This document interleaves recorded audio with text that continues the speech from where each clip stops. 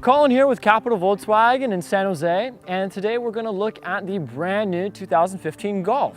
Now right behind us we've got one of the fan favorites out there, the Golf TDI or Turbo Diesel, and it's really well loved. It's got a nice strong following. People love it because of its sportiness and also its exceptional fuel economy. It's known as one of the best cars out there for cruising around on the highway, road trips and whatnot. Let's take a look at what makes this car such a great all-around car.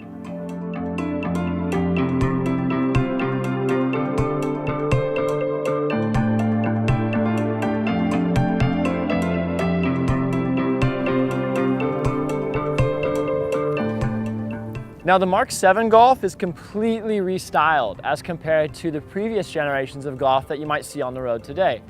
And being as this car was just released, let's go over some of the cool stuff that sets this car apart from the older models. Now another notable feature that's going to be available on SE and SEL models is the sunroof. And as compared to last year's model, this is a panoramic sunroof, which means it's a little bit larger.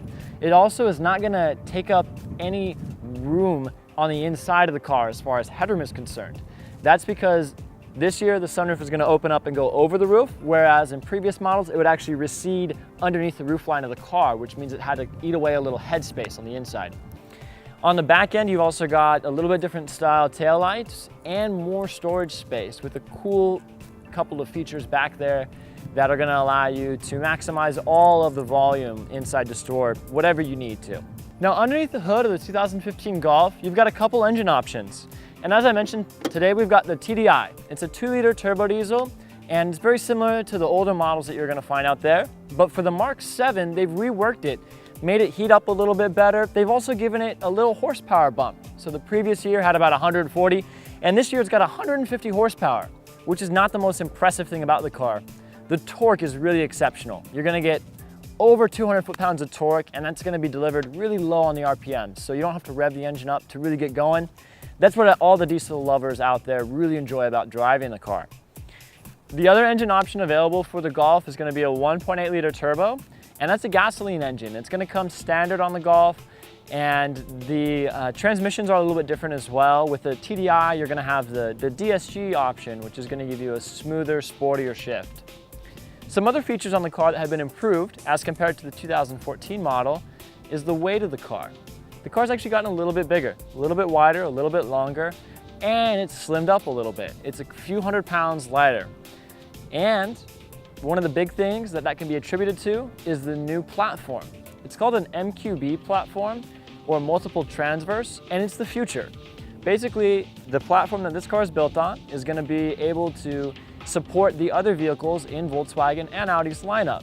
So it's going to be more interchangeable, help bring the cost of production down while improving safety ratings at the same time. Now the interior has also been restyled to match the new exterior looks.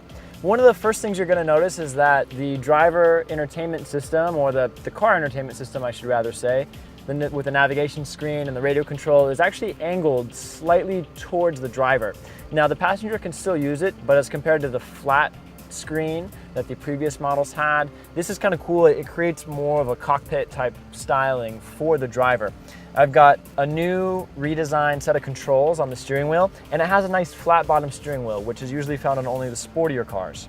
The paddle shifters are integrated nicely to the back of the steering wheel on the DSG models, and then everything else is pretty well laid out. It's very logical. They've got the dual climate control available on the SEL model, which is going to give you the great his and hers temperature that a lot of people really like. And you've even got rear air vents, which in a car of this size, you're not going to find with any other manufacturer. So fueling up a diesel has always been a little bit of a concern. When you go to the gas station, the diameter of the diesel nozzle and the gasoline nozzle are different. The diesel's actually a little bit wider. The reason they do that is so you can't put diesel in a gasoline car. But it works the other way around for diesel owners. If you don't know what you're doing, you can put gasoline in a diesel car, and that can cause a lot of problems. So when you open up the cap here and you take the diesel cap off and you put the fuel nozzle in there, if the diameter of the fuel nozzle is not the standard diesel, then it's not going to allow that secondary latch to open. So if you do have someone that borrows the car and tries to put gas in it, they go to shove it in, it's not going to allow the gasoline to get into the fuel system and do damage from there. So on behalf of everyone here at DGDG, I really sincerely appreciate you guys taking time to view our product videos. If you haven't already subscribed to the Dale Grand Dealer Group or to Capital Volkswagen, please do so while you're here. If you have any questions, please don't hesitate to reach out to us to either schedule a test drive or get those questions answered. Thank you. Have a great day.